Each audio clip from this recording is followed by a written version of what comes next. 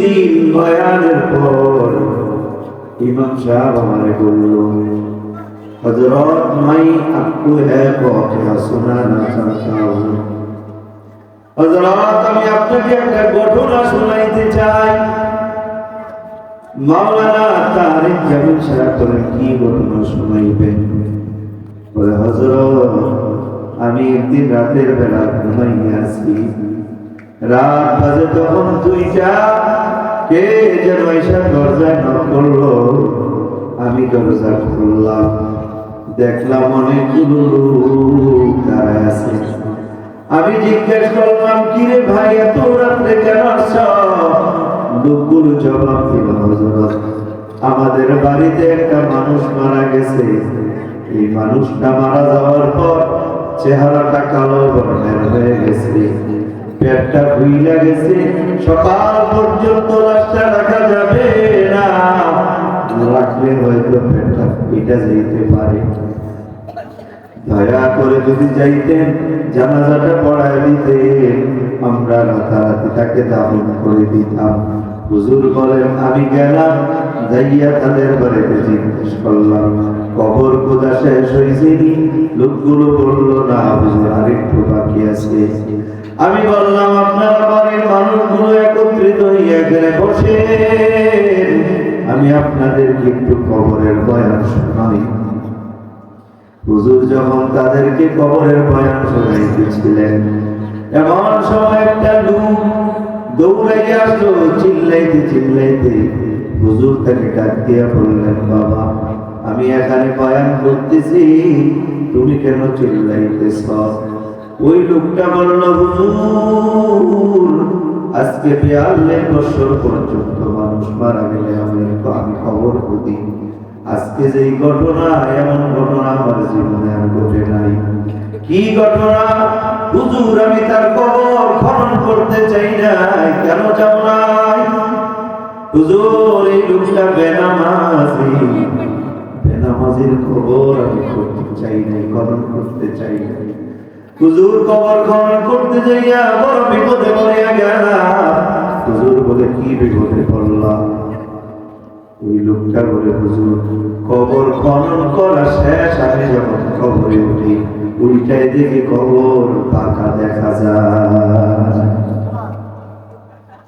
আবার আমি কবরটা সোজা করার জন্য মাটি কাটি, কবর সোজা করলাম, আবার কবরের পারে উঠলাম, দেখি কবরটা আবার পাকা দেখা যায়। আবার নামলাম, আবার মাটি কাটলাম, এরপরেও দেখি আবার কবর বাকি থাকা পাকা দেখা যায়। এইভাবে 3বার করলাম। চতুর্থবার আবার যখন কবরটা সোজা করার জন্য মাটি কোদাল দিয়ে খুব মারলাম, অমনি পাশের কবরের একটা দেয়াল ভেঙে গেল। হুজুর ওই কবরের দেয়ালটা ভাঙার সঙ্গে সঙ্গে ওই কবর থেকে একটা আলো বের হইল। সুবহানাল্লাহ। হুজুর আলোটা এত সুন্দর, এমন আমার জীবনে দেখি না। হুজুর বলে, চলো আমিও যাবো। হুজুর এদের সঙ্গে আসলেন, আইসা আলোটার দিকে তাকিয়ে বললেন, ওই কবরটাও আলোকিত হয়ে গেছে, কবরের চতুর্পাশে জায়গাটা আলোকিত হয়ে আছে। হুজুর আলোটার দিকে তাকাইয়া চোখের পানি গুলি ঝরঝর ঝরঝর করে ছেড়ে দিলেন। উপস্থিত মানুষগুলো জিজ্ঞেস করে, হুজুর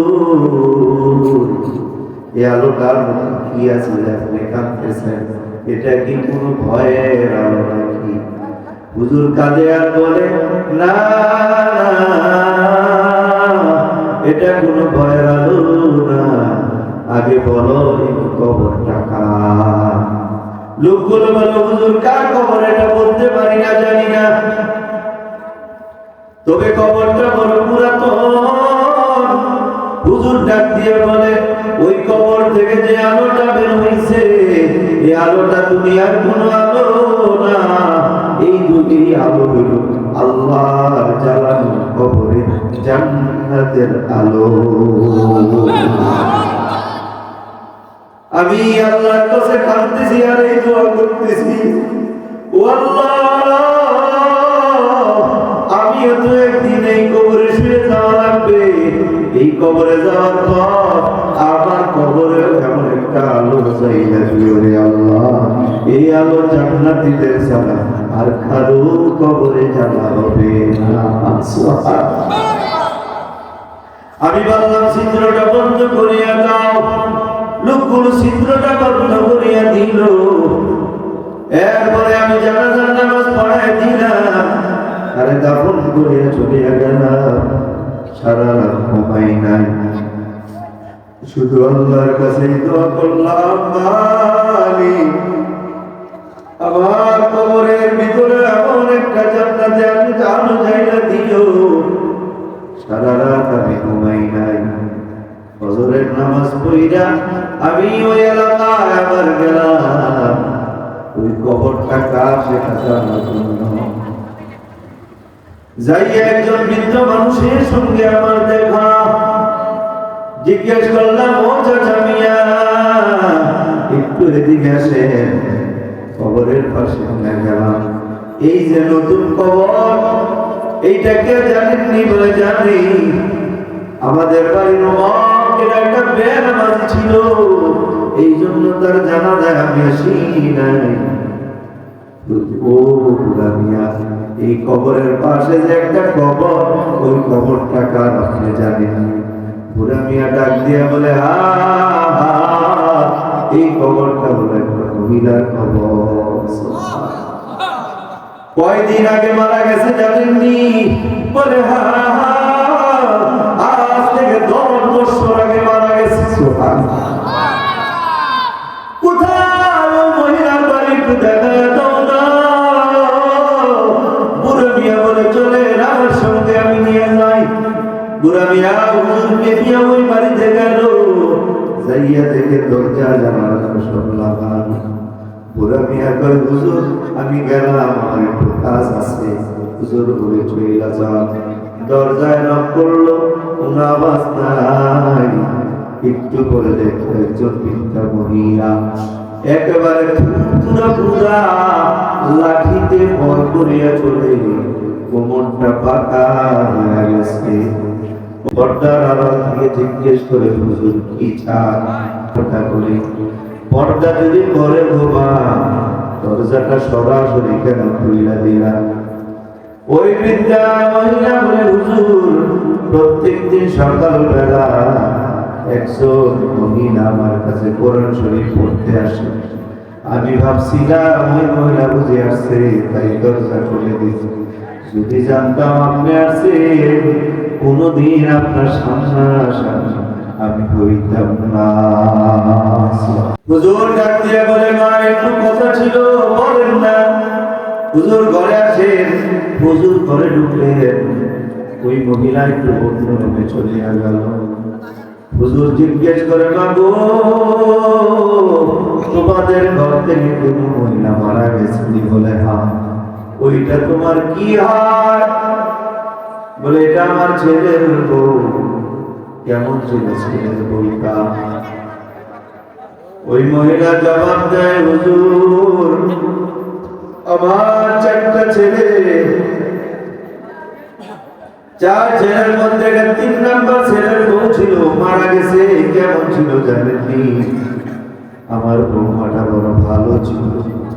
রাতের বেলা যখন হইত, আমার বৌমা আমার বিছানাটা ছাইয়া মশারিটা টানায়া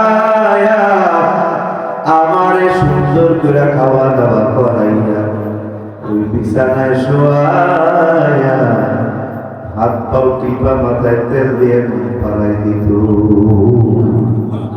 ছেলের বউ। হুজুর আমি প্রথম মনে করেছিলাম আমার বৌমা আমার খেদমত করে আমার এই রশিদটা ভাগে পাওয়ার লাইগা আমার লাইফ চলে গেল। এই কথা আমার দিলে দিলে আসতেছিল। তাই একদিন রাতের বেলা আমার মাথায় যখন তেল দিতেছি, আমি জিজ্ঞেস করলাম, ও বৌমা, আমার আরো 3টা ছেলের বউ আছে, কোনদিন মাথায় তেল দিয়া দেয় না, হাত পাও কি পাও দেয় না, নলা তুইলা খাওয়াইও দেয় না, ও বৌমা তুমি আমার খেদমত কেন এত বেশি করো? মনের মধ্যে কি লুকায় রাখছো আমার বইলা না? এই রসিকতা পাওনের লাইগা নাকি লায়েক জমিনের লাইগা? এই কথা বলার পর আমার বৌমাটা মাথার কাজটা ছিঁড়িয়া আমার পাও খুলে যাইয়া জড়াইয়া জয়না কান্দে আর বলে না না, ওগো আমার শাশুড়ি আম্মা, দুনিয়ার জন্য আপনার খেদমত করি না, আপনার খেদমত করি শুধু আখিরাত পাওয়ার জন্য। আমার খেদমতে যদি আপনি খুশি হয়ে থাকেন, আল্লাহর কাছে দোয়া করেন আল্লাহ যেন আমারে মাফ করিয়া দেয়। আমি কবরের ভয়ে বসে ভয় করি গো মা, আমার যেদিন মরণ হবে আল্লাহ যেন আমার কবরে জান্নাতের আলো জ্বাইলা দেয়। এই দোয়াটা কইরেন আল্লাহর কাছে।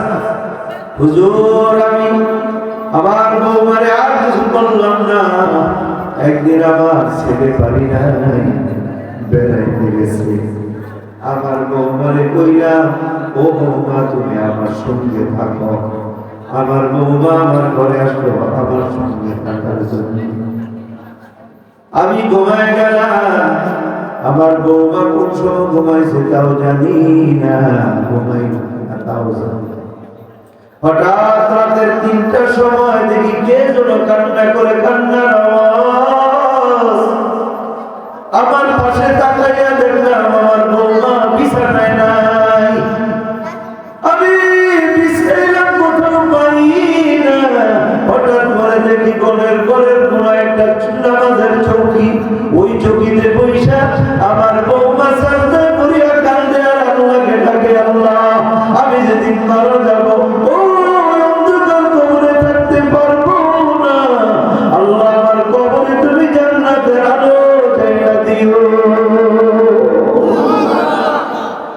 হুজুর। আমি উঠে আমার বৌমার কাছে গেলাম, যাইয়া তারে জড়াইয়া করলাম, নামাজ কাজা নাই, নামাজ কাজা করো না, তুমি পর্দায় থাকো, তোমার এত ভয় কিসের?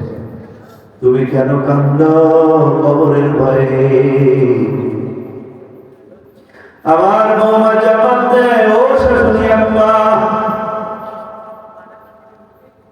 আমার জন্য আপনি দোয়া করেন, আমার বড় ভয় হয়, আবার আশাও জাগে, আপনি যদি আমার জন্য দোয়া করেন আল্লাহ তাআলা আপনার দোয়া ফিরাবে না। আপনার দোয়া আল্লাহ ফিরাবে না। শাশুড়ি কয়, শাশুড়ির দোয়া কি কবুল হয়? বলে হ্যাঁ হ্যাঁ, আমার মা আমাকে বলে দিয়ে গেছেন শাশুড়ির মনে কোনদিন কষ্ট দিবি না, শ্বশুরের মনে কষ্ট দিবি না। আমার মা তো আমার ছেড়ে চলে গেছে গো শাশুড়ি আম্মা, আপনি দুনিয়াতে আছেন, শ্বশুর চইলা গেল, অল্প কিছুদিন খেদমত করলাম, নিয়ত করেছি যতদিন বাইচা থাকি, আপনি যতদিন বাইচা থাকেন সওয়াবের নিয়তে আখিরাতের নিয়তে আপনার খেদমত করে যাব। যদি মন চাই একটু দোয়া কইরা দিন, আল্লাহ যেন আমারে মাফ করে দেয়। হুজুর আমি হাত দুইটা উঠাইলাম আল্লাহর কাছে আর বললাম, আল্লাহ আমার বৌমার কি শাশুড়ি দোয়া করলে কবুল হয়? আমি হাত উঠাই না, আমি আমার সাথে আমার বৌমার উপরে আমি রাজি, তুমি আমার বৌমার উপরে রাজি হয়ে যাও। আমার বৌমা যেদিন মারা যাবে ওই দিন তার কবরটাকে জান্নাতের বাগান বানায় দিও, কবরে জান্নাতের আলো জ্বাইলা দিও।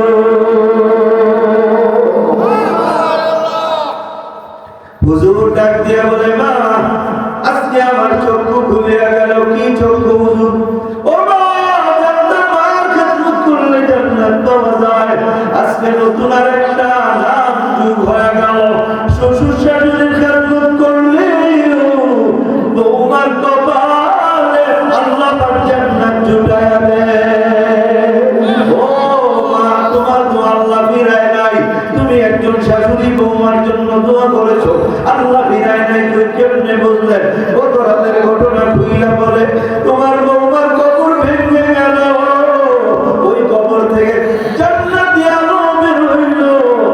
অনেক আলো, যে আলো দুনিয়ার কোন লাইটের আলো না, কারেন্টের আলো না, সৌর বিদ্যুতের আলো না, আইপিএস এর